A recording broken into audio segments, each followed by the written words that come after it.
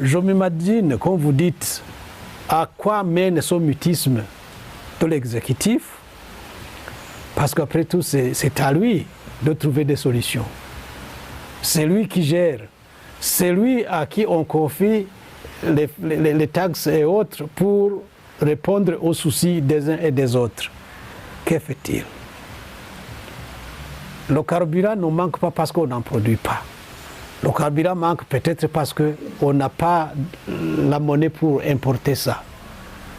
Mais là aussi, je me dis, pourquoi est-ce que la Banque centrale, qui est censée être détentrice des devises, en manque, mais que les marchés noirs en trouvent?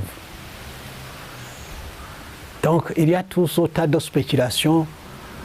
Il y a cette indiscipline, je dirais, et une indiscipline au niveau de l'économie, où il y a des gens qui se comportent comme des prédateurs de devises et imposent leurs fausses lois et compliquent la vie à tous les citoyens. C'est ça, en fait, le problème majeur. C'est ça que le gouvernement devrait chercher à résoudre avant toute autre chose. Parce que si on manque de moyens de transport, on ne va pas trouver d'approvisionnement en produits de première nécessité alimentaire notamment. Peut-être qu'on s'achemine vers une crise du médicament aussi. Alors, que va devenir la situation? Le pouvoir doit prendre le taureau par deux cornes. Il doit cesser d'amadouer certaines personnalités qui font du cafouillage dans cette économie et comme ça remettre les choses sur les rails pour l'intérêt de tout le monde. Sinon, si on ne répond pas à son mutisme, alors que la grogne est là, où ira-t-on? Et jusqu'où ira-t-on?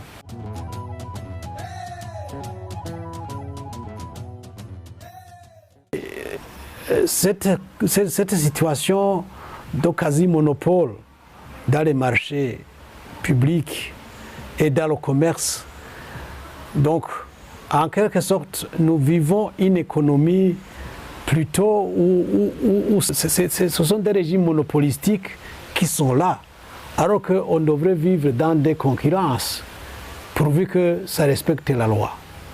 Alors maintenant, je crois que le pays est plutôt victime, je dirais, des égos d'un petit nombre de gens qui, lorsqu'ils peuvent avoir des pourboires de la part de certaines grandes sociétés, et qui dit grandes sociétés, parfois aussi ces grands corrupteurs, je m'excuse. Donc là, pour entretenir ces marchés, ces privilèges-là, sûrement qu'ils payent des pots de vin ici ou là. Ça peut ne pas être appelé corruption, mais ça va sentir corruption de toute façon. Et vous avantagez une seule personne au détriment des milliers, et la conséquence, c'est comme celle que nous vivons actuellement. Les marchés publics, il y a des lois qui sont claires. Pourquoi est-ce qu'on ne respecte pas ces lois-là?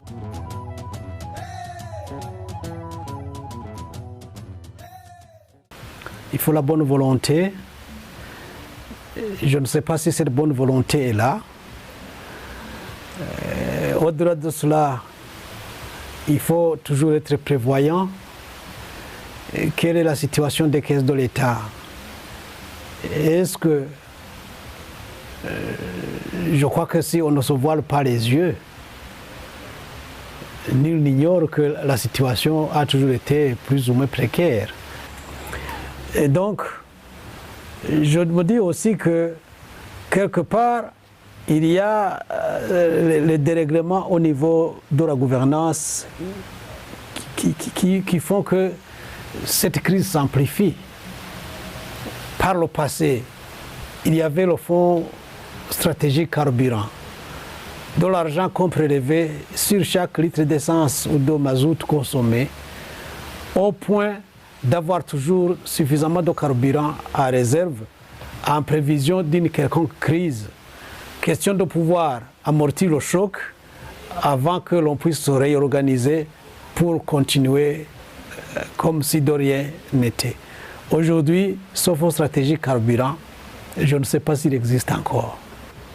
Je me dis franchement, au vu des défis qui sont les nôtres comme Burundais, j'inviterai plutôt le gouvernement à faire preuve d'humilité, d'accepter que les Burundais, on s'asseye ensemble pour analyser les tenants et les aboutissants du futur de ce pays.